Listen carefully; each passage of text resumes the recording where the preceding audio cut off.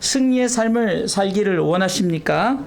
오늘 말씀의 제목을 승리의 삶을 위한 기도, 승리의 삶을 위한 기도란 제목을 잡았습니다.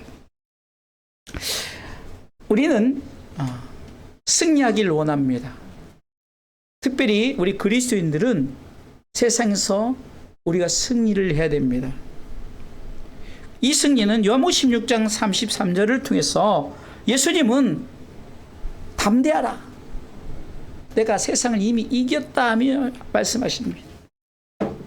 그러면서 읽어볼까요? 이것을 너희에게 이름은 너희로 내 안에서 평안을 누리게 하려 함이라. 세상에서는 너희가 환난을 당하나 담대하라, 내가 세상을 이겼노라 하시니라. 아멘. 이 세상은 이미 예수님이 이겼습니다.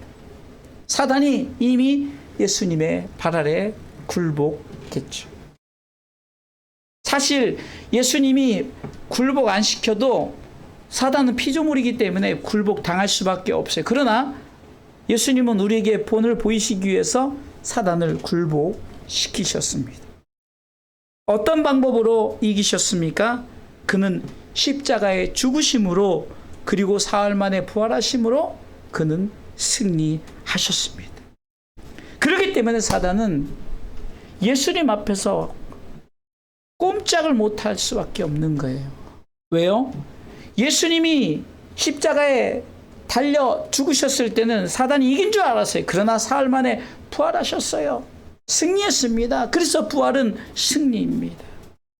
그렇기 때문에 예수님은 부활하셔서 또 승천하사 하나님 보좌 우편에 앉으심으로 말미암아 승리의 모델이 되셨습니다.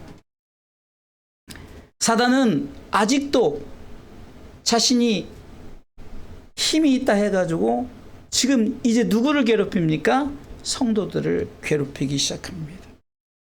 그래서 우리는 바로 이것을 사단이 우리에게 주는 환난이라고 말합니다. 오늘 본문에도 35절 말씀해 보니까 여러 가지 환난을 표현하고 있습니다. 같이 읽습니다. 누가 우리를 그리스도의 사랑에서 끊으리요? 환난이나 곤고나 핍박이나 기근이나 적신이나 위험이나 칼이랴. 여러분, 이렇게 사단은 우리로 하여금 여러 가지 힘들고 어렵게끔 만드는 것들을 하죠. 그런데 오늘 성경은 걱정하지 말아라, 넉넉히 이길 것이다. 37절 말씀에 같이 읽습니다. 큰 소리로 37절 읽습니다. 그러나 이 모든 일에 우리를 사랑하시는 이로 말미암아 우리가 뭐요? 넉넉히 이긴다. 할렐루야. 어떻게 이겨요? 넉넉히 이긴다. 사단이 우리 가운데 환난, 곤고, 적신, 칼 이런 것들을 주니까 우리는 하나님의 사랑을 의심하기 시작합니다. 왜 하나님이 나를 사랑하신다면서 왜 이렇게 고난을 주시는 거야? 이렇게 하죠. 이것 또한 사단의 계략이죠. 하나님의 사랑을 확실하지 못할 때 우리는 두려움이 오고 불안합니다. 삶의 어떤 문제를 만나면 그 문제 가운데 우리는 하나님의 사랑을 놓쳐버려요. 하나님이 사랑하신다면 왜 나에게 이렇게 환난이나 공고나 칼이나 기근이나 적신 이런 걸 줄까? 이렇게 생각을 하죠. 그러나 이것은 당연한 거예요. 사단이 우리를 베드로전서 5장 8절 말씀처럼 삼킬 자, 우는 사자, 배가 고파서 우는 사자같이 삼킬 자를 두루 찾아다니기 때문입니다.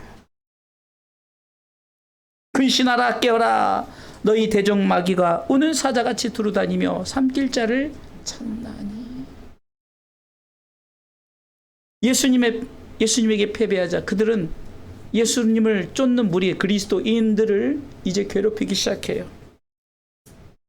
그러게 우리는 어떤 모습 속에서도 하나님의 사랑을 잊지 말고 예수님이 내가 이미 승리했다, 너희는 담대하게 넉넉히 이기는 삶을 살라 했으니 우리는 승리의 삶을 살기 위해서 하나님의 사랑을 믿고 믿음으로 나아가시길 주님의 이름으로 축원합니다. 자, 그러면 승리의 삶을 위한 기도 첫 번째, 승리의 삶을 살려면 첫 번째는 따라서 하세요. 지피지기해야 합니다. 아무도 안 따라해요. 지피지기해야 합니다. 이거 다 꿀먹은 벙어리. 다시 지피지기해야 합니다. 이런 우리가 지피지기면 백전백승이라는 말을 우리가 알고 있습니다. 쉽게 해서 적을 알고 나를 알면 100번 싸워서 100번 이긴다는 거죠. 첫 번째는 지피, 적을 먼저 알아야 됩니다. 우리가 싸움에서 승리하려면 적에 대해서 알아야 되는 거죠. 사단은 우리를 무너뜨리려고 하는 자이죠. 그래서 이 사단이 어떤 사람인, 어떤 존재인가를 알아야 되는 거예요. 자, 지피에서 적은, 이 사단은 대적자입니다. 오늘 31절에 만일 하나님 우리를 위하시면 누가 우리를 대적하리요. 대적자라는 거예요. 우리를 대적한다는 거예요. 또한 사단은 송사자입니다.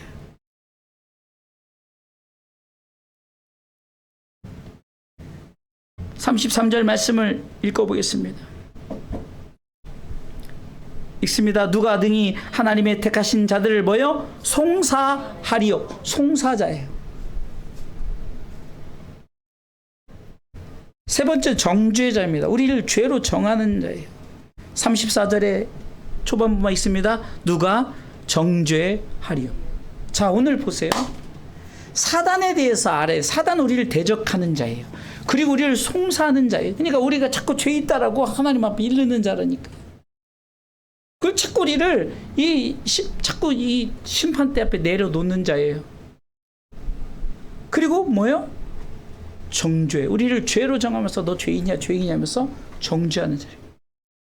근데 오늘 성경은 이렇게 말하죠. 대적하리요, 송사하리요, 정죄하리요. 왜 이렇게 말합니까? 이렇게 말하는 이유는 지금 사단이 이렇게 하지만 그렇게 할 수 없다는 것을 알아야 되는 거예요. 이것을 알라는 거예요. 사단이 아무리 우리를 송사하고 정죄하고 우리를 대적한다 할지라도 성경은 말합니다. 걱정하지 말아라. 우리가 사단에서 이렇게 알고 나가면 지금 하나님이 우리를 철저하게 보호하시고 인도하신다. 이 세 가지 사실. 누가 정죄하리요, 누가 송사하리요, 누가 대적하리요라고 말하지 않습니까? 사단은 우리에게 5가지 주죠. 환난, 곤고, 핍박, 기근. 6가지네. 되게 많네. 환난, 곤고, 핍박, 기근, 적신, 위험, 칼, 이런 걸 주죠. 환난, 곤고, 핍박은 외부적인 압박이죠. 그리고 적신, 이것은 굶주림이죠. 헐벗음 같은 걸 말하죠. 이것은 내게 결핍, 여러 가지 내 상황 속에 결핍 가운데. 그리고 여러분, 이런 것을 통해서 우리가 어떻게 됩니까? 자꾸 우리가 의기소침해진다고 그러죠. 나는 왜 이렇게 없을까? 나는 왜 이렇게 힘들고 어려울까? 칼은 우리로 하여금 생명을 위험합니다. 이런 것들이 오늘 바울은 말하지만, 그러나 걱정하지 마라. 사단이 아무리 우리를 대적하고 송사하고 정죄한다 할지라도 우리에게는 하나님의 사랑이 있다라는 거죠. 자, 그럼 나를 알아야 된다. 나를 알아야 된다. 여러분들, 이제 지피가 사단을 알아야 되고 지기는 바로 나를 알아야 되죠. 우리는 이길 수 있는 방법, 송사자여, 정죄자여, 대적자로서 우리를 하지만 이길 수 있는 방법은 바로 무엇입니까? 내가 누구인가? 그리스도인은 누구인가?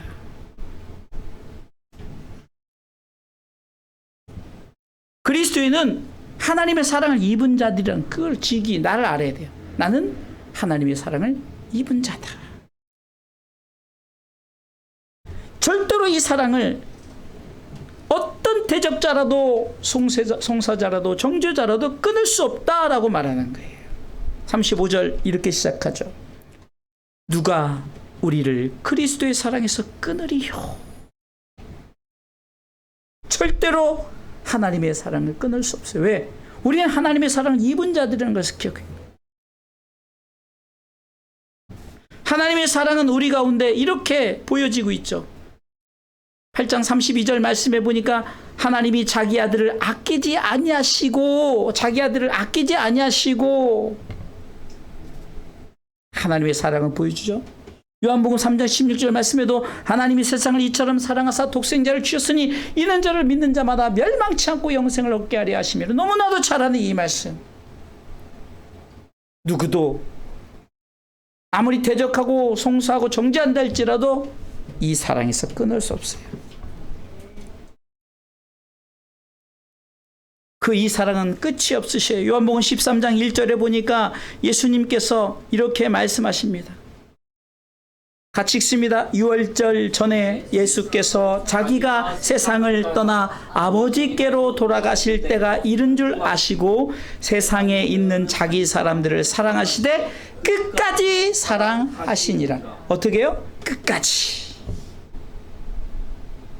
그래서 사단이 우리를 아무리 대적하고 송사하고 정죄한다 할지라도 하나님의 사랑이 있으니, 하나님의 사랑을 입은 자이기 때문에, 끝까지 사랑하시는 예수님이 있기 때문에 우리는 절대로 나를 알아야 돼. 나는 하나님의 사랑을 입은 자다.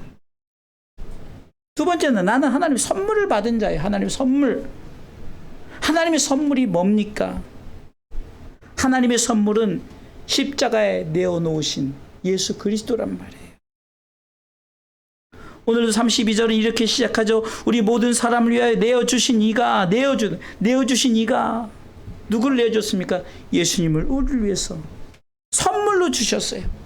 예수님의 십자가의 죽음이 우리에겐 선물인 줄 믿으시기 바랍니다. 에베소서 2장 8절은 이렇게 말합니다. 에베소서 2장 8절입니다. 같이 읽습니다. 너희가 그 은혜를 인하여 믿음으로 말미암아 구원을 얻었나니 이것이 너희에게서 난 것이 아니요 뭐요? 하나님의 선. 십자가를 통해서 우리에게 주어진 구원의 선물이 있어요. 그것이 하나님의 선물. 그러니까 나를 알아야 되는 게 뭐니까? 나는 구원의 선물을 받은 자라면, 하나님의 선물을 받은 자라면, 아까는 하나님의 사랑을 입은 자, 두 번째는 하나님의 선물을 받은 자, 세 번째는 하나님의 은사를 받은 자예요. 하나님의 은사를 받은 자. 오늘 32절 말씀해 보니까 그 아들과 함께 모든 것을 우리에게 은사로 주지 아니하시겠느냐. 네? 자기 아들을 아끼지 아니하시고 사랑했던 그 모습, 모든 사람을 위해 내어주셨던 그 선물을 받은, 그리고 그 아들과 함께 모든 것을 은사로 주지 않겠나. 이 세 가지를 주신 거예요. 나는 하나님의 사랑을 입은 자다. 나는 하나님의 선물을 받은 자다. 나는 하나님의 은사를 받은 자다. 하나님의 은사는 축복의 선물이죠. 모든 것이라고 말했던 것은 하나님께서 우리 가운데 모든 것으로 채워주시는 줄 믿으시기 바랍니다. 지금 첫 번째예요. 첫 번째 지피는 그죠. 지기가 바로 하나님의 사랑을 입은 자, 하나님의 선물을 받은 자, 하나님의 은사를 받은 자, 이 세 가지죠. 작은 세 가지예요. 자, 그러면 이제 두 번째, 승리의 삶을 살려면 이걸 알아야 돼요. 성도는 대적, 정죄, 송사의 대상이 아니란 사실을 알아야 돼요. 사단이 우리를 대적하고 송사하고 정죄한다 그랬잖아요. 근데 우리 그런 대상이 아니란 것을 알아야 돼요. 우리가 지금 첫 번째에서 말할 때 사단은 어떤 존재야? 우리를 대적하고 송사하고 정죄하는 존재다. 나를 안다는 것은 나는 하나님의 사랑을 입은 자야. 나는 하나님의 선물을 받은 자야. 나는 하나님의 은사를 받은 자야. 나를 알아야 돼. 나는 그런 사람이야. 그렇기 때문에 절대로 우리는 그런 사단의 이 세 가지의 대상이 되지 않는다는 사실을 알아야 돼요. 그러면 왜 그런가? 왜 우리가 대적, 정죄, 송사의 대상이 아닌가? 그 이유는 첫 번째는 하나님이 의로우시기 때문에. 두 번째, 작은 첫 번째요. 두 번째는 우리는 대적, 정죄, 송사의 대상이 아닙니다. 두 번째, 첫 번째는 하나님은 의로우시기 때문입니다. 하나님 의가 있기 때문에 우리는 의인이에요. 그래서 의인. 제가 부산에 가서도 10분 스피치를 통해서 뭘 얘기했냐면 믿음으로 산다는 것 하면서 의의 공식을 얘기했어요. 여러분들 자주 얘기하잖아요. 이 공식을 알아야 돼요. 하나님 의로우십니다. 우리 가운데 나타난 의가 있습니다. 그를 믿는 자를 의인이라고 말합니다. 그 의인이 가는 나라가 의의 나라입니다. 이 의의 공식 통해서 하나님은 의로우시기 때문에 우리 가운데 의의 나라에 우리는 들어가는, 하나님의 의가 있기 때문에 걱정하지 마세요. 사단이 아무리 우리를 대적하고 송사하고 정죄한다 할지라도. 오늘 33절은 이렇게 시작합니다. 누가 능히 하나님의 택하신 자들을 송사하리요 하면서 뭐라고 말합니까? 의롭다 하시는 이는 누구예요? 하나님이시니. 누가 의롭게 하셨다고요? 하나님이 우리를 의롭다 인정, 칭의입니다. 칭의. 사실 로마서 8장에 보면은 이제 그 28절로 30절을 쭉 보면 5가지 우리가 이 교리에 대해서 나오면서 칭의가 있죠. 칭의. 우리를 의로 칭하셨다가 나오죠. 예지, 예정, 소명, 칭의, 영화. 이 5가지죠. 자, 그러면 두 번째는 하나님은 의로우시기 때문에, 두 번째는 예수님의 나타난 의 때문이랑 예수님의 나타난 의. 그게 뭐죠? 십자가의 죽음이에요. 그 34절에 죽으실 뿐 아니라라고 죽음에 대해서 얘기했어요. 또 나타난 의 뭡니까? 부활입니다. 34절에 다시 살아나신 자요 라고 분명히 말하죠. 그리고 승천입니다. 예수님은 승천사 하나님 우편에 앉아 계신 분이기 때문에 그 34절에 하나님 보좌 우편에 계신 자요라고 말하는 거예요. 3가지 이 사실이죠. 우리에게 나타난 의가 십자가, 부활, 승천을 통해서 우리는 이제 예수 그리스도의 의를 우리가 믿게 되는 거예요. 마지막 3번째, 승리의 삶을 살려면 예수님이 우리를 위해서 기도하시기 때문이라는 거예요. 그러니까 우리가 예수님이 우리를 위해서 기도하심을 믿어야 되는 거예요. 34절에 누가 정죄하리요 죽으실 뿐 아니라 다시 살아나신 이는 그리스도 예수시니 그는 하나님 우편에 계신 자요 우리를 위하여 뭐요? 간구하시는 자시니라. 맨 마지막 줄 읽습니다. 우리를 위하여 간구하시는 자시니라. 이 간구는요, 대제사장의 사역이에요. 이 대제사장의 중보 사역은 히브리서 7장 24절로 25절에도 보여주고 있는데요. 이 영원한 대제사장님이 바로 예수님 아니겠습니까? 예수님의 가장 큰 사역이 우리를 위한 중보 사역이에요. 읽어보겠습니다. 예수는 영원히 계심으로 그 제사 갈리지 아니하나니 그러므로 자기를 힘입어 하나님께 나아가는 자들을 온전히 구원할 수 있으니 이는 그가 항상 살아서 저희를 위하여 간구하심이니라. 할렐루야. 보좌 우편에 앉아서 친히 간구하시는. 그렇기 때문에 우리는 걱정하지 마세요. 누가복음 22장 31절로 32절에도 그 시몬 베드로에게 시몬아 시몬아 보라 사단이 밀가부르듯 하려고 너희를 청구하였으나 그러나 내가 너를 위하여 네 믿음이 떨어지지 않기를 기도하노니 너는 돌이킨 후에 내 형제를 굳게 하라. 네 믿음 떨어지지 않게 내가 기도한다. 성도의 믿음 떨어지지 않게 해서 우리 예수님은 기도하시는 거예요.